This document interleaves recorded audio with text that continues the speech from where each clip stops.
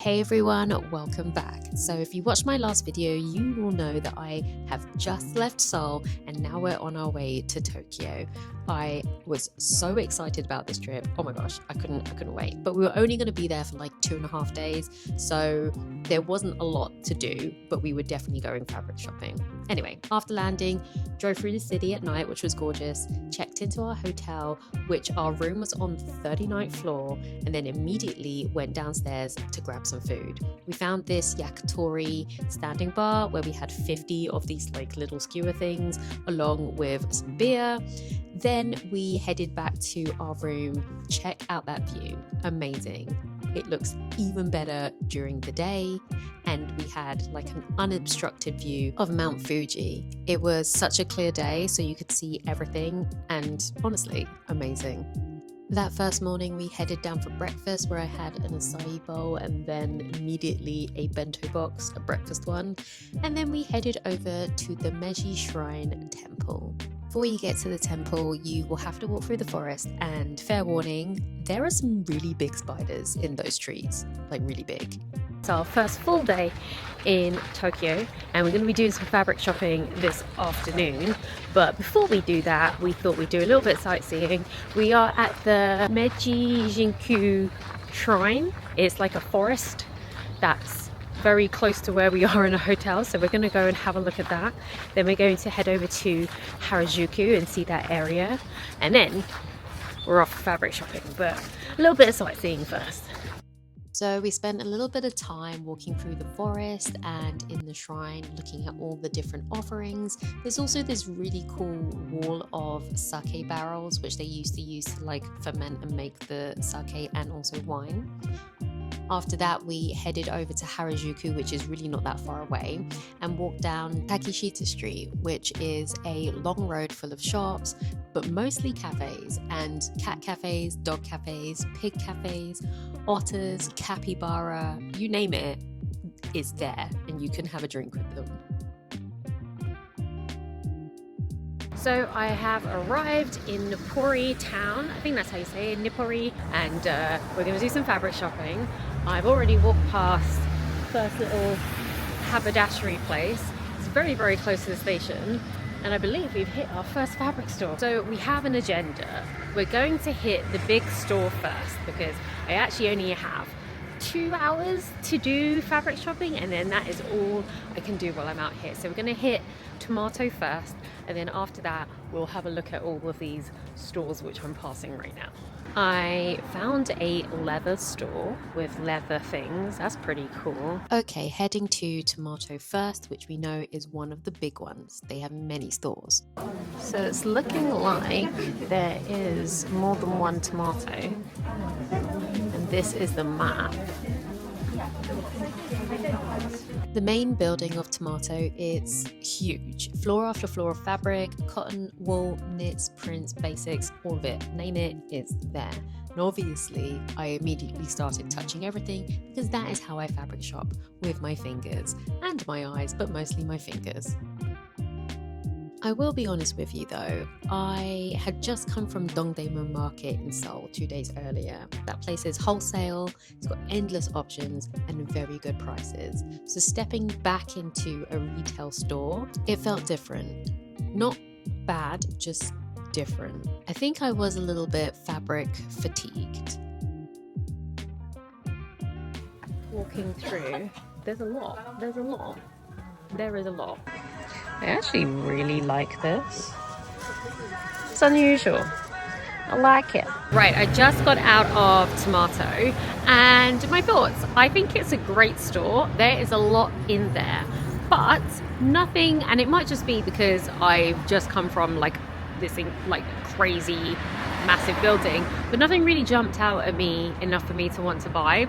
Well, maybe I'm sick, who knows. There are also quite a few other fabric stores on here, so nothing is screaming out at me yet, but we just got here, so let's carry on, have a look in the other stores, and I'm hoping we'll find something, because I can't have come all the way to Japan and leave with nothing. And with that, I decided to keep exploring. Now, Nippori isn't just one building, it is many, many stores on one main road and lots of side streets. So when you're looking around, make sure you head up those side streets. There are tiny little stores in there that are filled to the brim with fabric. There were some beautiful fabrics out there, and I did manage to find one or two to take home with me. I actually found that I spent a little bit more time and energy in the haberdasheries looking at tools and all sorts of stuff that I hadn't yet discovered. So I'm looking at these Sashiko samplers and thinking of maybe using one of these for my puffer jacket. Like on the back. I think that'd be really cool. Is that too much? It might be too much, but I really like it.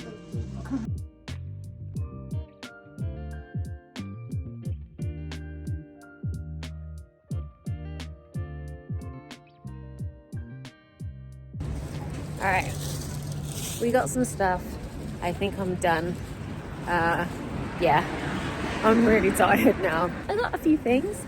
Honestly, I thought that I would find more things that I liked, but actually I think I've been pretty good. I haven't actually got that many things at all, and I also think the selection wasn't quite there for me. Hello, so it is the next day. I am walking back to the station because we are going to do a little fabric run at take 2. I went to Nippori Fabric Town yesterday and I got a few pieces, but I kind of left there feeling like it wasn't as great as I had put in my head, and I think I know why. It's not because it isn't a great place. Tomato was amazing, tons of things in there, but I think that because I had recently, and I say recently as in like 2 days prior, gone to Dongdaemun in Seoul, which is crazy when you think about the amount of fabric that is there. I think after seeing all of that and having literally every fabric at my fingertips, and it's almost overwhelming, to then go to Nippori Fabric Town and it just be like normal shops. Also, a lot of the offerings were not really what I was looking for, and the prices were a little bit higher, but because they were retail stores and not wholesalers.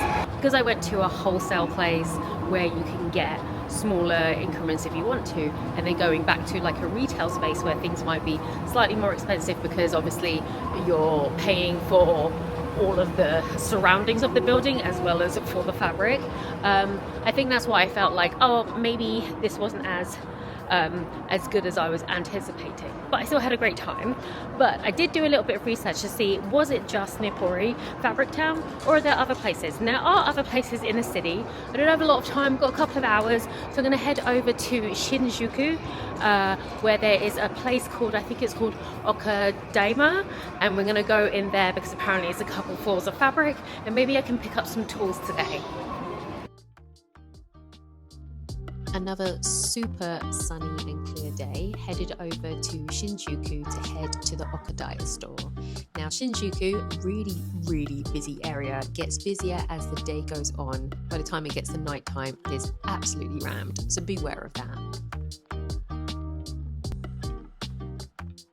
Right, made it to Okadaima. It's like got 6 whole floors. I'm literally looking at the map right now. I'm on the 10th floor, but we've got these, and these. So it should be pretty cool to have a look at. I'm already seeing quite a bit of fabric, so this should be pretty good.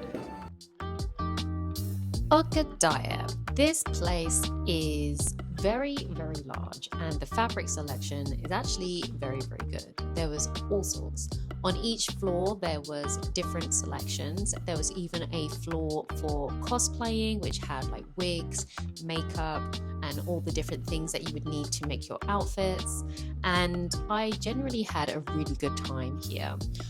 My favorite place to go though was the haberdashery section and also the tool section, and this is where I picked up a few little bits and bobs.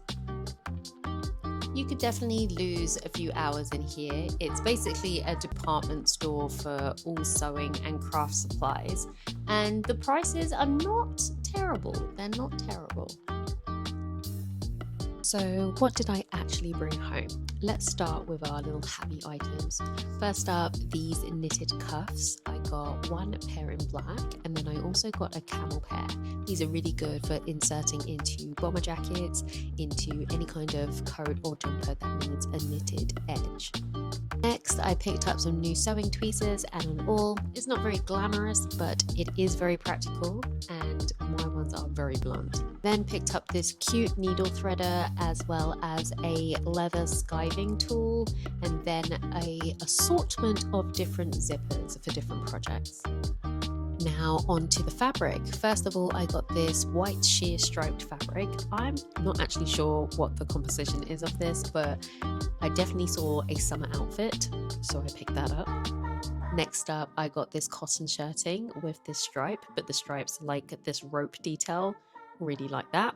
Picked that up too. Then I picked up this interesting fabric which would make for a really nice dress in the summer because it is like embroidered and kind of holey. Really like this. I also picked up this black nylon twill for some more jacket projects. And then finally I picked up this chocolate brown lining satin.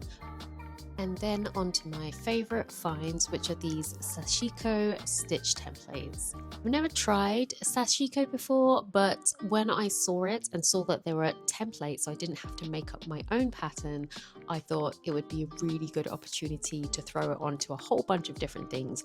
I chose these for all different kinds of difficulties, starting with one that's fairly easy and ending with one that's looking pretty complicated. So that's everything that I got in Tokyo. It was a short trip and I will definitely be back as soon as I can to get a proper look at the area. But that is it for now. Thank you guys for watching. Make sure you like and subscribe, and I'll see you in the next video.